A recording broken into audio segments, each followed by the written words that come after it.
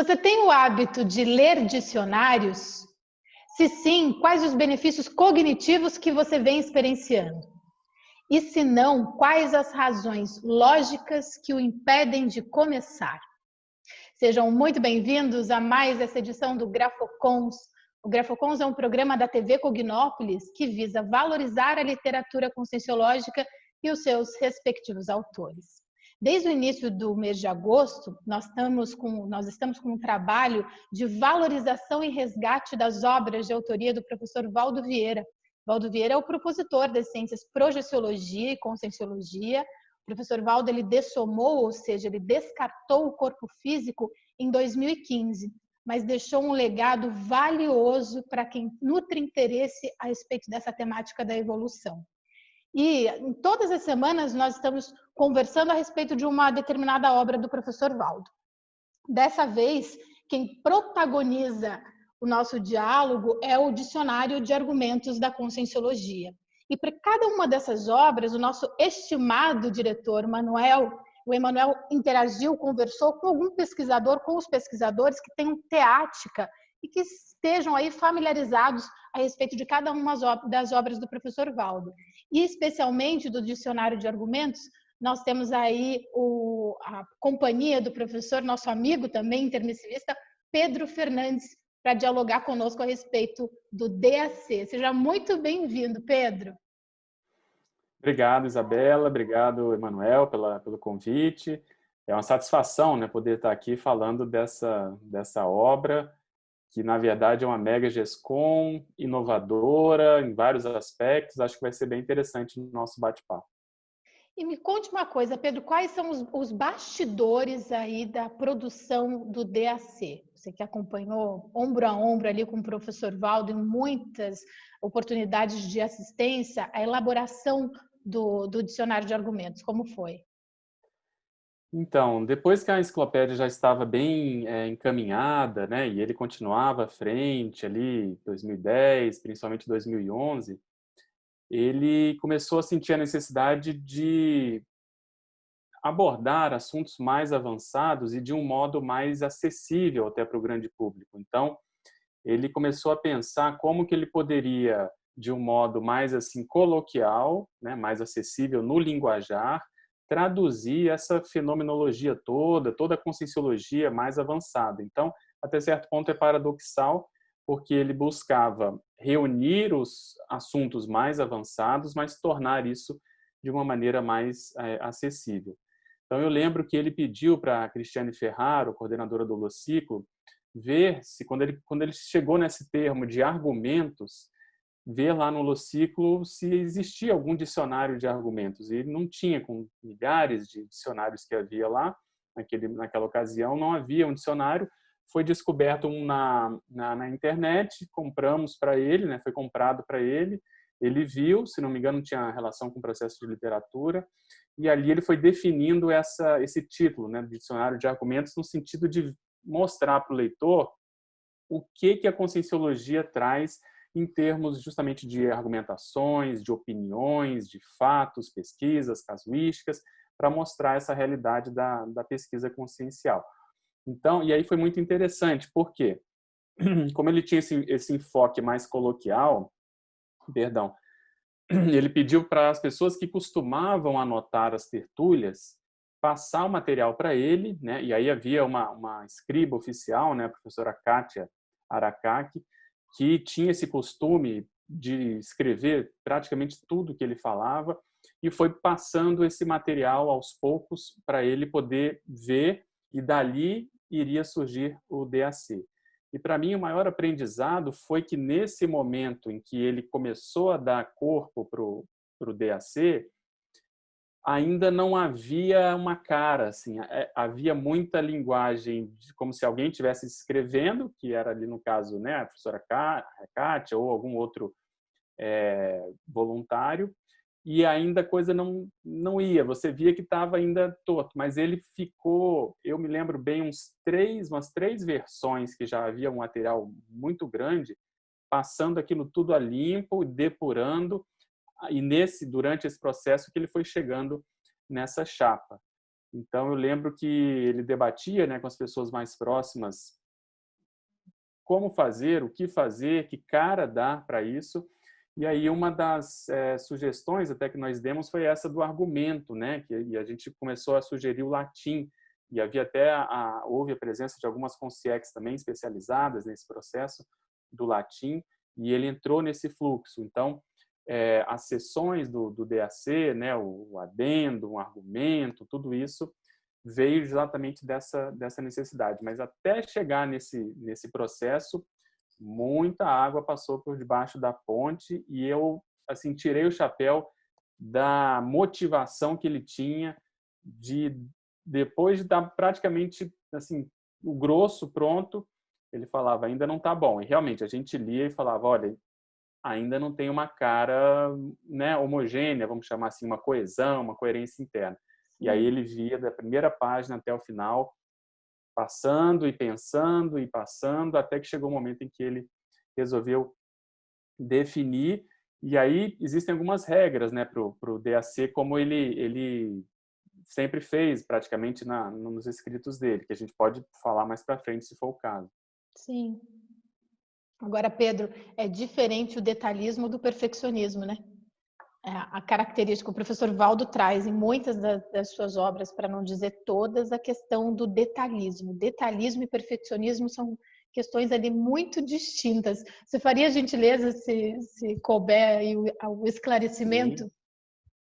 Sim, então, a pesquisa, de um modo geral, a pesquisa científica e a pesquisa da consciência, né, que somos nós, os seres humanos, as pessoas intrafísicas e extrafísicas, como nós chamamos na Conscienciologia, a pesquisa desse, vamos dizer assim, desse objeto, né, ele exige esse detalhismo, justamente porque cada um é único, né? Então, cada realidade do cosmos é também muito distinta. Então, quanto mais detalhista nós formos, mais precisos nós seremos para estudar essa realidade, para conhecer essa realidade, para desvendar os bastidores dessa realidade. E aí, caminhando junto com o detalhismo, vem a exaustividade, que ele chamava, porque você vai picotando, picotando, e aquilo vai crescendo, e você precisa ter mais, vamos dizer assim, fôlego pesquisístico para abarcar toda essa realidade que se apresenta, né? Porque o detalhismo ele vai chamando, então, essa exaustividade. Então, a pesquisa da consciência ela exige essas duas técnicas, dentre outras, mas o detalhismo ele vai se diferenciar completamente do perfeccionismo por isso, porque não se visa uma perfeição, se visa chegar mais próximo da realidade. E aí essa realidade exige justamente essa anatomização, né? Esse picotamento das ideias.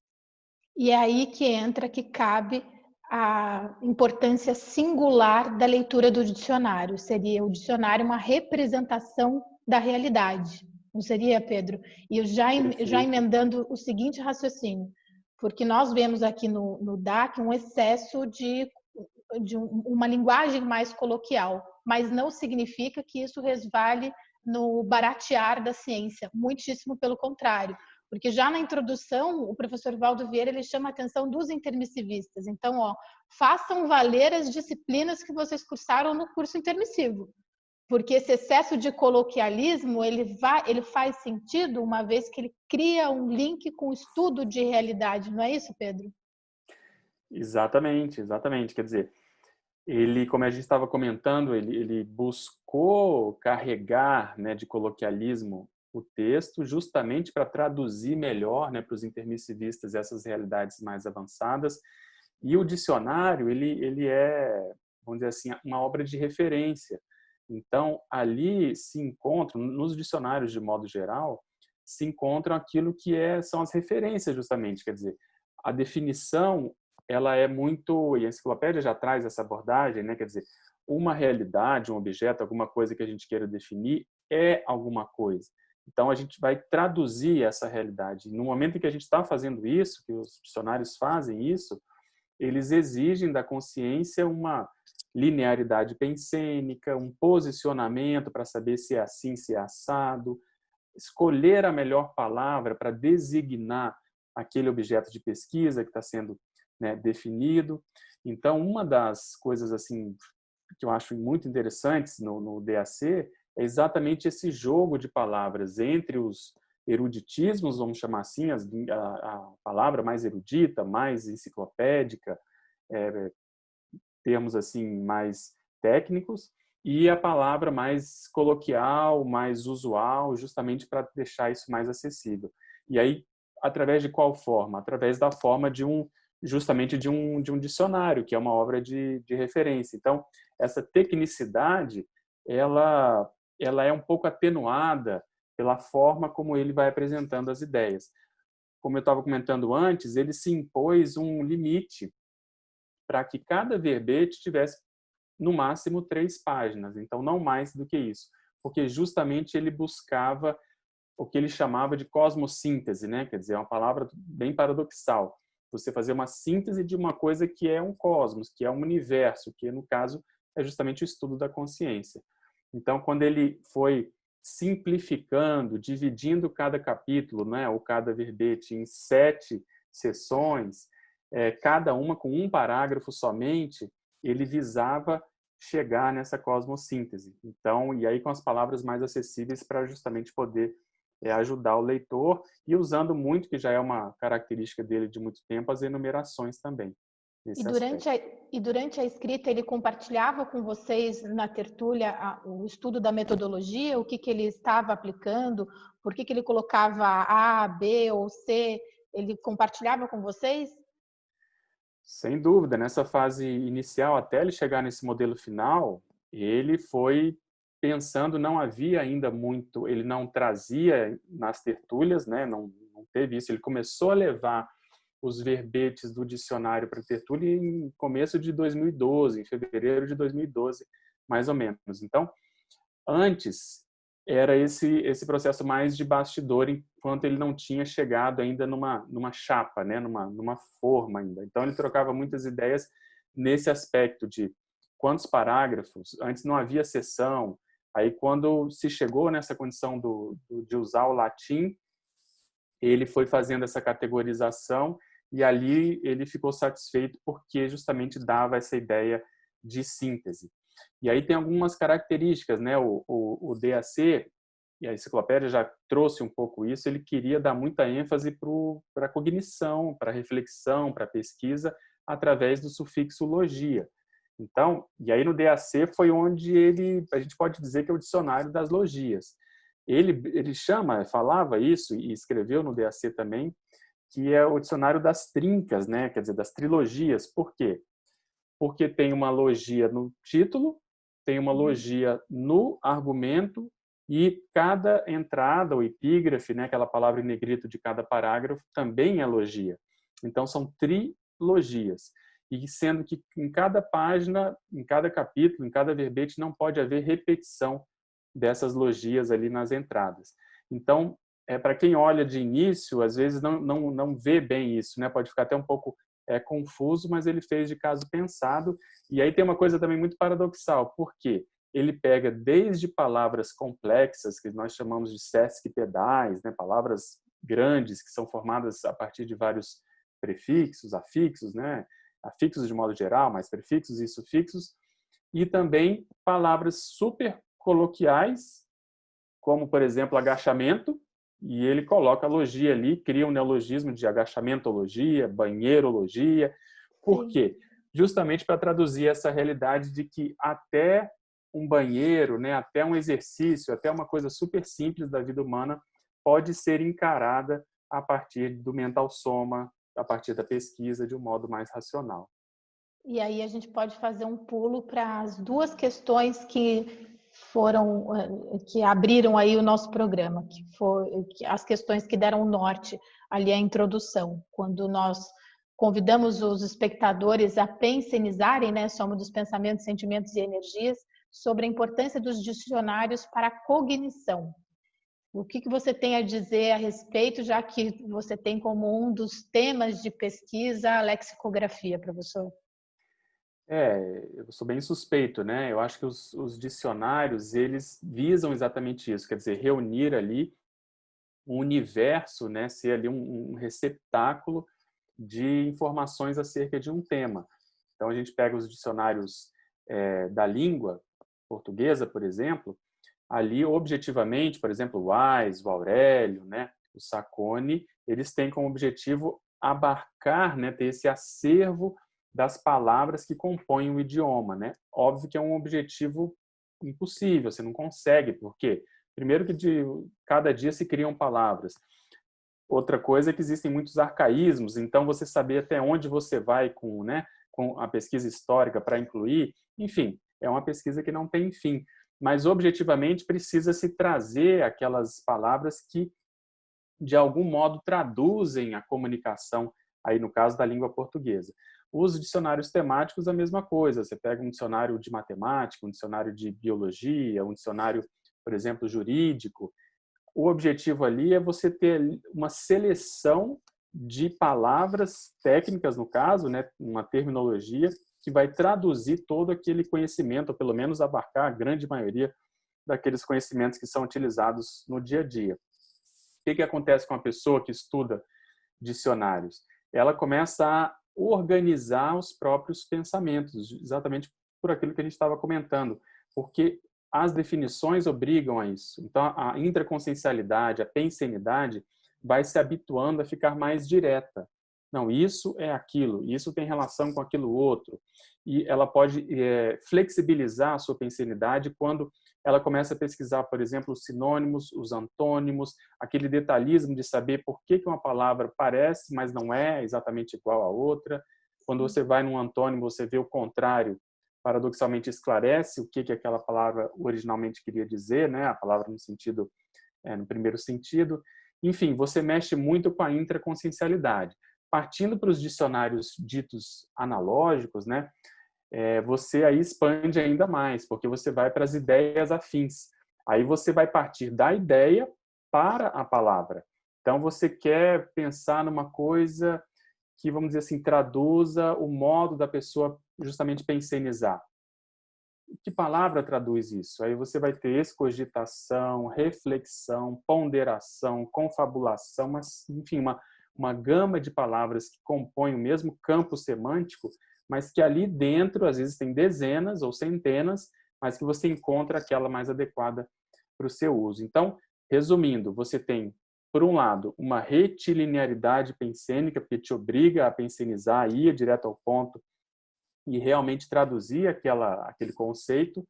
E, por outro lado, você vai abarcar, como se você fosse assim, horizontalizar o seu conhecimento. Você vai ter uma cosmovisão quando você vai aí para os dicionários sinonímicos, antonímicos, poliglóticos e, finalmente, o analógico. Então, você está trabalhando com a interconsciencialidade o tempo todo. E se torna prazeroso, né, Pedro?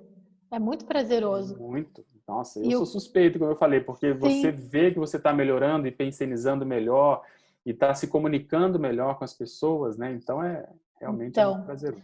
Quando você fala e você está se comunicando melhor com as pessoas, compartilho aqui com vocês, um dos meus traços força é a questão da comunicabilidade, mas a comunicabilidade ela é muito extensa. Então, eu já reparei que, por mais que seja um trafor, ele pode ser melhorado, otimizado infinitamente. E uma das questões é justamente aumentar, hoje o que eu vejo é a importância de aumentar esse repertório de vocabulário, até por uma questão que existe na minha cláusula pétrea, que é a interassistência. O discurso, sem um bom vocabulário, sem mexer mesmo com a parte da nossa cognição, o discurso ele fica capenga. E eu já reparei em alguns momentos, por exemplo, você está, e talvez você que esteja em casa já tenha se deparado com esse tipo de situação, de você estar verbalizando e existir aquelas lacunas. Mas pensando, sabe, as reticências. Quanto mais a gente amplia esse nosso repertório de vocabulário, mais conseguimos minimizar essas lacunas no discurso, né, Pedro? Perfeito. Você fica mais ágil, mais taquipsíquica, mais até sinonímica, porque ao invés de faltar palavras, né, vai sobrar palavras. Você vai começar a usar várias palavras com sentidos semelhantes, justamente visando atender aí públicos diferentes, né? Que é exatamente o que o DAC se propõe. Quer dizer, ele vai atender pessoas que às vezes não têm uma erudição muito grande, justamente com a linguagem coloquial, e também pessoas mais ligadas à academia, intelectuais, eruditos, com a linguagem mais elaborada, mais rebuscada. E qual é, na sua opinião, tanto o DAC como outros dicionários em relação ao politicamente correto? Já o dicionário como um representante ali do que seja a realidade no dia a dia, a realidade intrafísica. Até que ponto, qual é essa filtragem por parte dessa consciência que está à frente da escrita de um dicionário, dos lexicógrafos? Que cuidados, qual que é a linha aí do politicamente correto para ser fidedigno com a realidade que estamos É inseridos? difícil. É uma linha difícil, essa é uma discussão bem ampla, né? E, em princípio, o lexicógrafo tem que estar acima disso, acima desse processo político, envolvendo minorias. Quer dizer, se a linguagem ela é utilizada, ela se traduz, ela está na boca do povo, seja que povo for, um povo mais seleto, mais culto, menos, vamos dizer assim, erudito, o lexicógrafo visa exatamente traduzir essa realidade, expor essa realidade, independente se isso vai afetar esse ou aquela, né, essa ou aquela pessoa. É uma questão de um retrato. No DAC, né, e o professor Valdo, de modo geral, criticava muito essa postura politicamente correta das pessoas que eram, vamos dizer assim, reféns dessa condição. Nós temos que ir na essência, na própria consciência, naquilo que interessa, né? E sair um pouco desses estereótipos, dessa condição toda, obviamente respeitando cada consciência na sua condição, nas suas decisões e assim por diante. E a importância do dicionário para as pesquisas retrocognitivas, porque talvez não sejam todos que estejam a par, mas você, além do estudo da lexicografia, tem como tema de pesquisa também as retrocognições. O dicionário em si, ele tem a sua representatividade nesse processo todo, professor? Total, por vários aspectos, né? Porque a palavra, ela é fundamental para a consciência justamente por causa da comunicação. Então, a nossa elaboração mental, ela é assentada nas palavras, né? O Pensene, ele, principalmente nessa dimensão, ele precisa do processo lexicológico, lexicográfico. Então, quando você vai estudando as palavras, muitas vezes você adentra um holopensene, quer dizer, uma atmosfera, um clima que ativa a sua memória, que vai te remeter justamente ao processo passado. Por exemplo, o DAC, ele trabalha muito com isso por vários aspectos. Primeiro, por tratar do tema propriamente dito, né? Tem vários verbetes sobre retrocognição, seriexologia e assim por diante, mas eu chamo a atenção que para a nossa história da conscienciologia, existem muitas passagens nessa obra que elas deixam registros mnemônicos da nossa história. Então, por exemplo, existe o verbete exemplarismologia, que, se não me engano, foi em abril de 2012, 20 de abril, se eu não estou enganado, em que uma consciex, o Magister, pediu para o professor Valdo reunir todas as pessoas que estavam em Foz do Iguaçu, o máximo que se conseguiu, foram quase 300 pessoas, 200 e tantas pessoas, visando exatamente ver o que as pessoas eram de exemplo para a comunidade, né? Quem era, por exemplo, uma pessoa de referência na pesquisa da INVEX, na questão da administração das ICs. No meu caso, eu fui colocado lá justamente com essa questão da lexicologia, porque eu estudava muito, que tem a ver justamente com minhas vidas passadas. Então, ele lança ali um processo mnemônico, grupal, que nas pesquisas, nas próximas vidas, vai acabar ajudando a todos nós. Ele lança, por exemplo, em um outro verbete, né, um outro capítulo, vamos chamar assim, que é o Legadologia, uma interferência, né, uma intercessão, uma intervenção positiva de uma consciex serenona, no caso a monja, dizendo para ele, chamando a atenção dele, que ninguém na história, e aí por isso que eu lembrei de retrocognição, quer dizer, ao longo da história, nem mesmo as consciex que ele, Valdo Vieira, chama de seres serenões, deixaram um legado tão profícuo como essa geração de intermissivistas está deixando. Então, para ele olhar a responsabilidade dele e a nossa, né? Quer dizer, ele termina o capítulo falando exatamente isso. Será que isso não é também para chamar a atenção da responsabilidade dos intermissivistas? Quer dizer, será que a gente tem noção bem do que a gente está fazendo aqui realmente em termos de Max Proex grupal.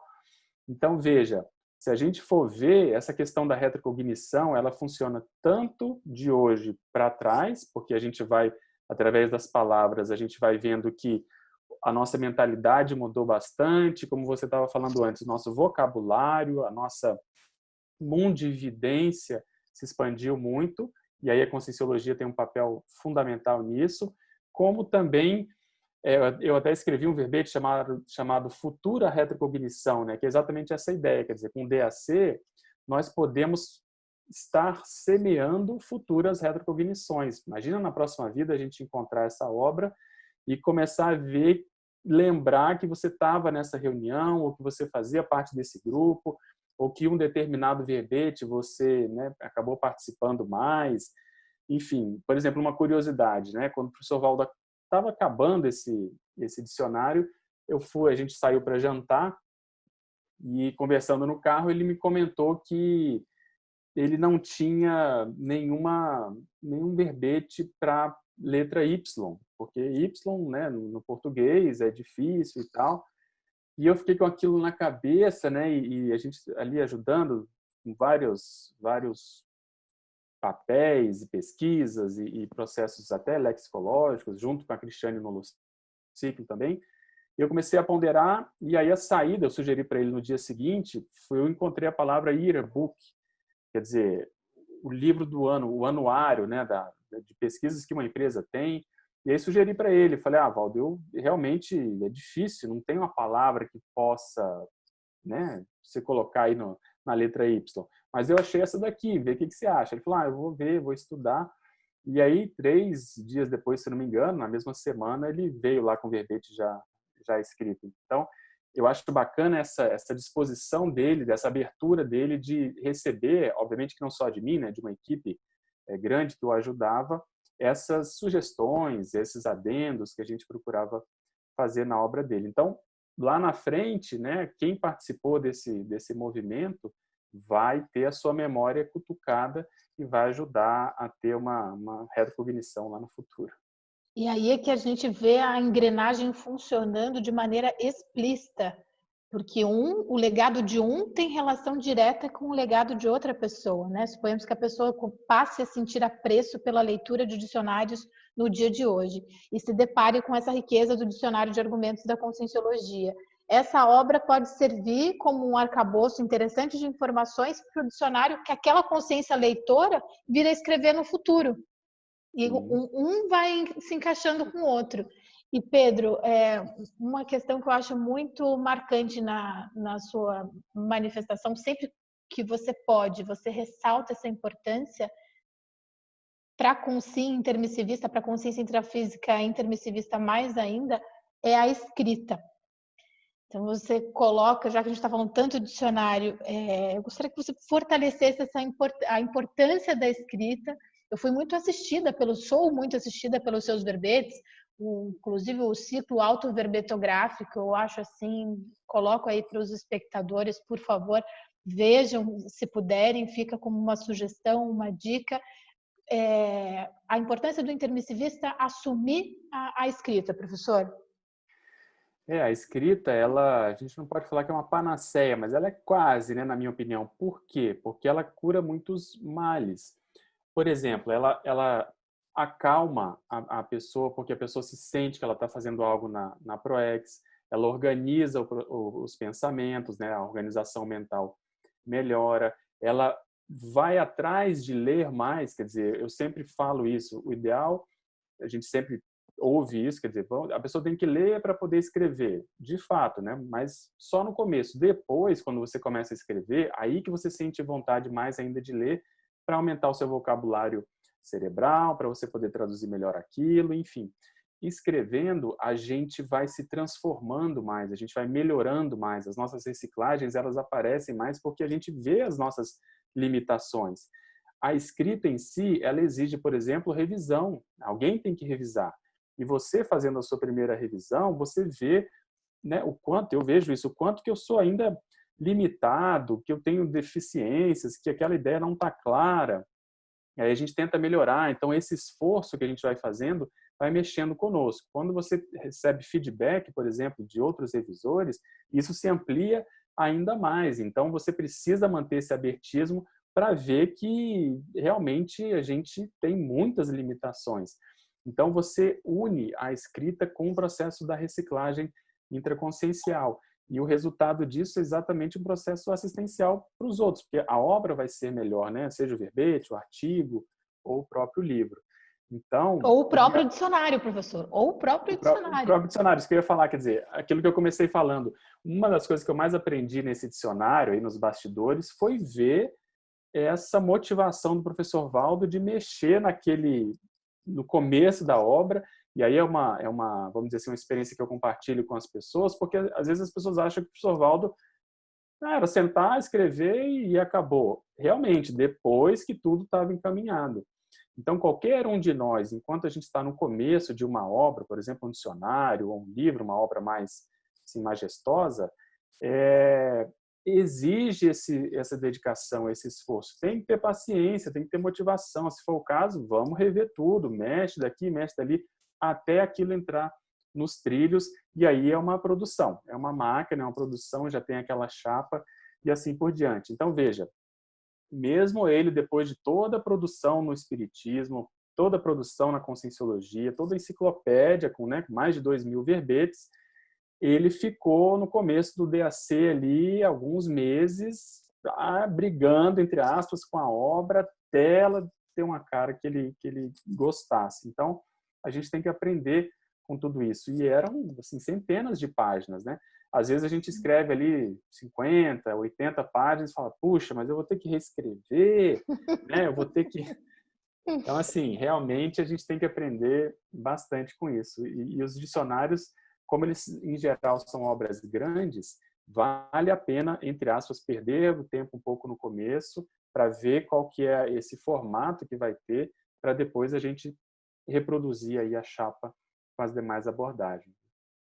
E Pedro, quais os benefícios cognitivos que você listaria para nós aí do dicionário, da escrita, enfim?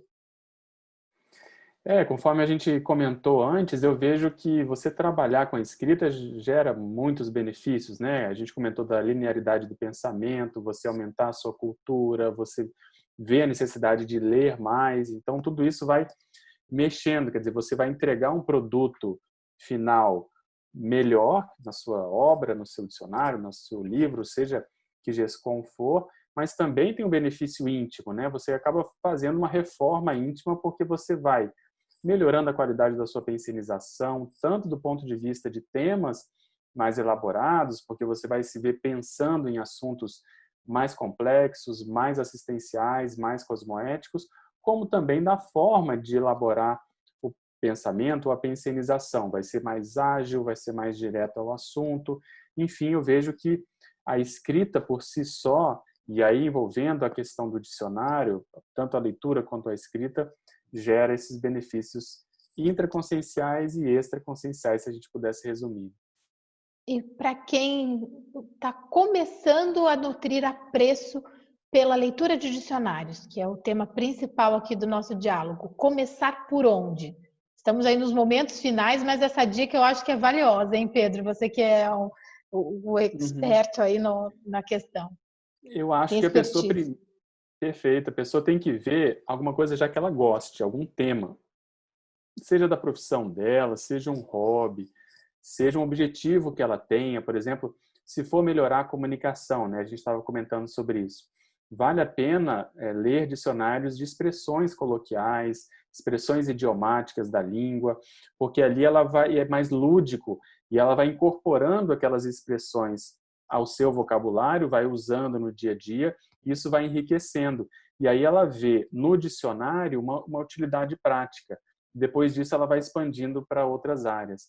Então, existem vários dicionários muito bons, profundos, vamos dizer assim, completos, sobre essas expressões populares, né? Expressões que a gente utiliza, ditados, né? Anexins, provérbios.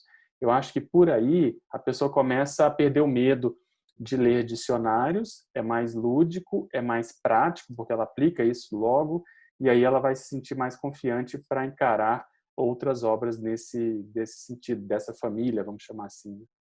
Muito bom, muito bom.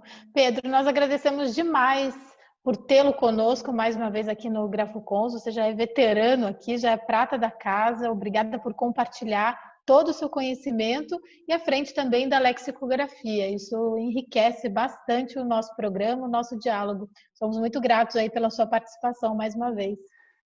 Enfim, eu que agradeço, né, estar aqui podendo falar desse tema, lexicografia, especificamente do DAC, é um privilégio muito grande.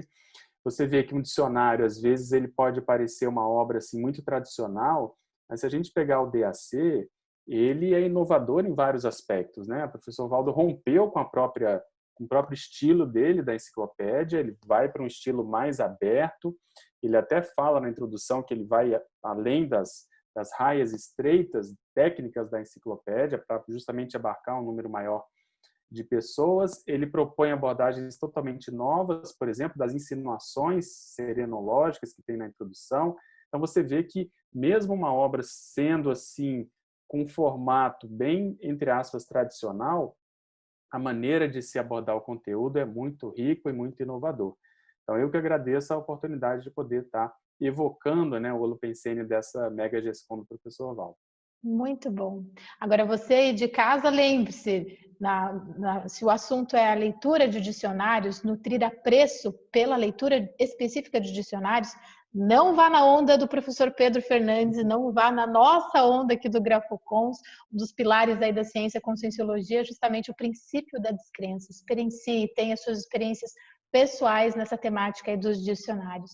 No mais, excelentes reflexões para você, projeções lúcidas também, vamos investir aí no processo da projetabilidade lúcida, e se esse conteúdo fez sentido para você, pedimos que você compartilhe com o maior número de consciências possível. É uma forma de você nos ajudar a expandir as ideias de ponta nesse planeta. Até a próxima edição do GrafoCons.